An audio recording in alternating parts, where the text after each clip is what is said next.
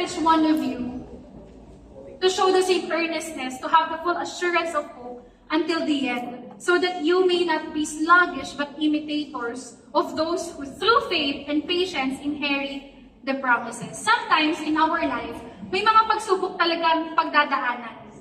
At kapag nagkaroon tayo ng mga pagsubok, parang alam mo yun, nahihirapan ka umusad kasi parang bumibigat eh.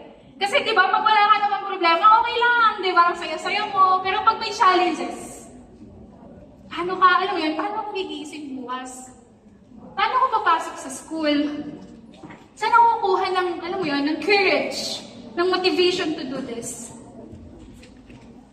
I just want to remind you that you need to always go back to the first time that you received the hope that God has given you. The same earnestness. Naalala niyo pa ba yung mga oras o panahon na sobrang, sobrang lugmok ka na, sobrang wala ka ng pag-asa, pero God showed up in your life. Remember those season or moments in your life?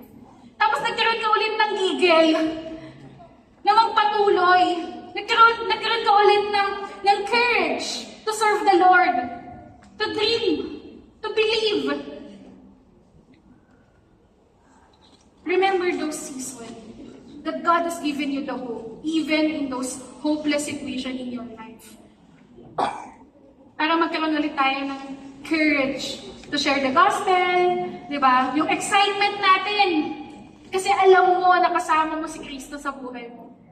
The same encouragement I want for us to receive tonight is that we will remember that Christ has given us the hope, the full assurance of hope until the end.